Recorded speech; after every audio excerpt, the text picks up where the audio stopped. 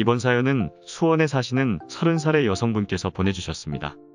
어린 나이에 가부장적인 남편과 결혼하여 정말 힘든 시간을 버티시다가 나중에는 통쾌한 복수를 한 사연입니다.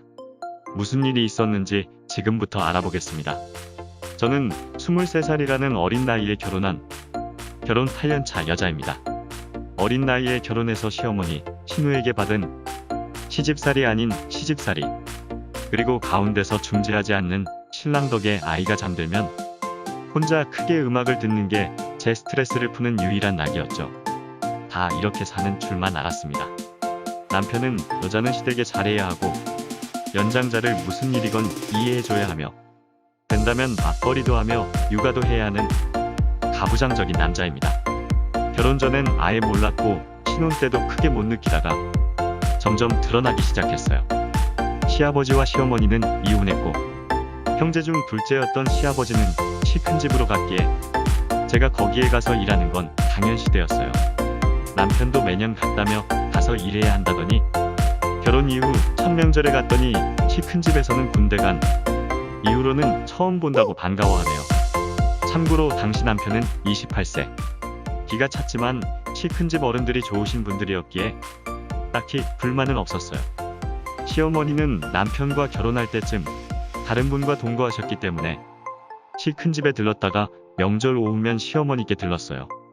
거기서 걸어서 10분 거리가 친정이었지만 출가 왜이니 어디 친정에 갈 생각을 하냐. 하며 시어머니는 눈치를 주었어요. 남편은 구경만 하고 있었고요. 그래서 저는 명절에 단 한 번도 친정에 가본 적이 없네요. 어차피 가까우니 아이들 데리고 혼자 들렀지만 남편은 가지 않았기 때문에 제가 매우 기분 나빠했고 남편은 돈으로 때우겠다며 대신 장모님께 100만 원만 드리라길래 그걸로 합의 봤어요.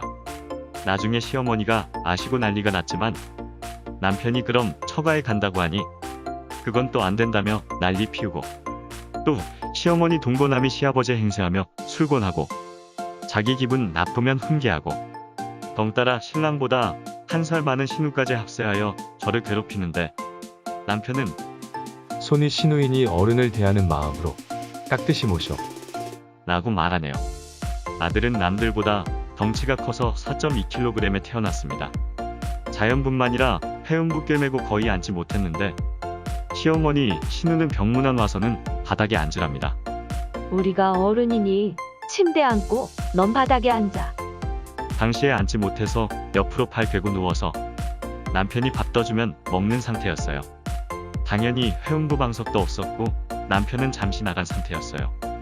너무 아파서 인상을 찌푸리니 표정이 그렇다며 둘이 돌아가며 연설을 하고 가버렸어요. 이날 어찌나 울었던지 결국 덧나서 한참을 고생했어요. 남편은 제 앞에선 시어머니 편이고 시어머니 앞에선 제 편을 들어서 저랑도 싸우고 시어머니랑도 싸웠는데 그걸 다시 저한테 와서 너 때문에 시어머니랑 싸웠다는 뉘앙스로 이야기해요. 제 편은 없어요. 친정엄마가 속상할까봐 말도 못 꺼내고 혼자 벙어리 냉가슴 앓듯 그렇게 살아왔죠. 그러다 신우가 작년 초 결혼을 했어요. 그래서 시어머니는 신이 났네요. 저는 작년 추석도 어김없이 키 큰 집에 갔다가 아침에 제사 드리고 바로 시어머니 댁에 넘어와 있는데 얘는 언제 오냐?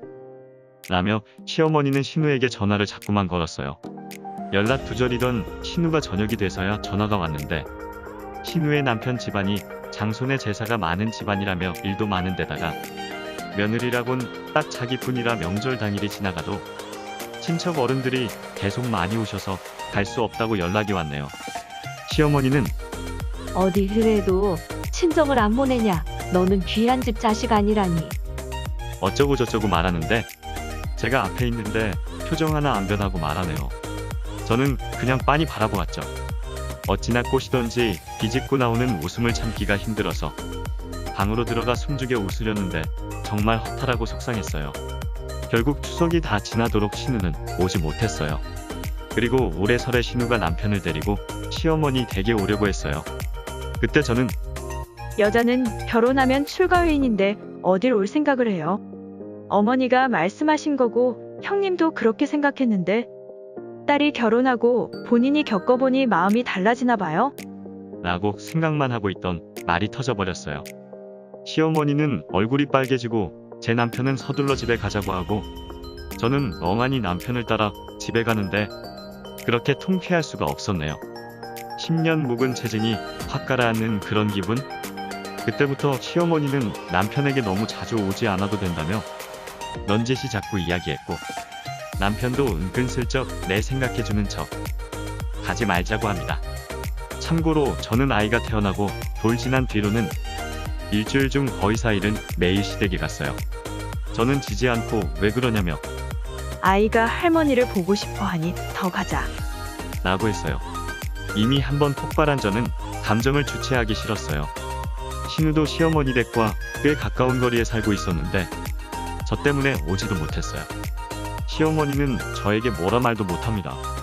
그 사이 신우가 한번 오겠다며 전화가 왔는데 그 전화를 제가 받아서는 여자가 시집가서 어디 친정 올 생각해요? 형님 그 나이 되도록 음식도 잘못하고 소질도 없는데 시댁 가셔서 많이 배우시고 제사도 많으면 많이 도와드리고 해야 할 것 같아요. 라고 했더니 씩씩거리다가 전화를 끊었어요. 시어머니와 신우가 애가 타는 게 안 봐도 보였어요. 남편도 안절부절 못하고 있는 모습이 얼마나 꼬시던지. 어느 날은 시어머니가 일부러 못 오게 그러냐고 화내듯 이야기하길래 저는 무슨 말이냐며 아이가 할머니를 보고 싶어 해서 오는 것이고 여자는 출가회인인데 어디 친정에 자주 오려고 하냐고. 그건 그 집안의 신령 같은 거 아니냐. 고 했더니 에이, 하면서 나가버리던군요. 저는 통쾌하기보다는 화가 풀리지 않았고 나는 어떤 사람이었지 라는 생각이 들더군요. 그렇게 신우는 결혼하고 거의 못 오고 있었어요. 그 모습을 지켜본 저는 이제 때가 되었다고 생각하고 결국 선포했어요. 앞으로 명절에 남편만 올 거고 아이도 올 일 없고 저도 안 오겠다고 말한 거예요. 시어머니의 얼굴은 빨개졌고 남편도 멈춰서 저만 바라보고 있었어요. 남편은 그래도 그건 아니라고 이야기를 하길래 저는 어머니에게 그럼 같이 사시겠냐고 물었죠. 시어머니의 표정은 약간 흔들리는 게 보였어요.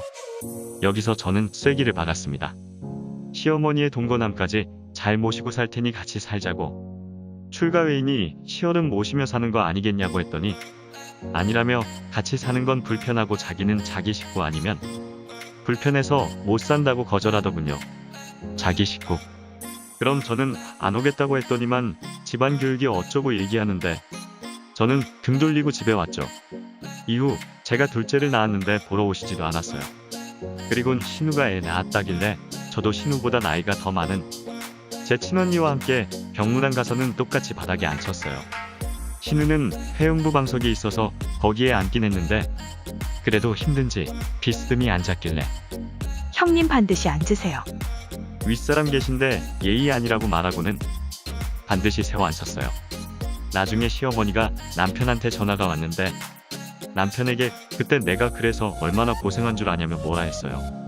그리고는 저한테도 뭐라 하지만 너무 기분 좋은 걸 숨기기는 힘들었답니다. 결혼 내내 이날만 기다렸는데 이렇게 좋을 줄 몰랐네요.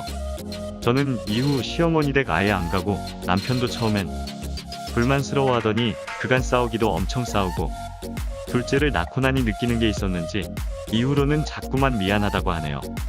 오늘의 사연은 여기까지입니다. 8년이란 시간 동안 사연자분에게는 정말 힘든 시간이었을 거라고 생각이 됩니다.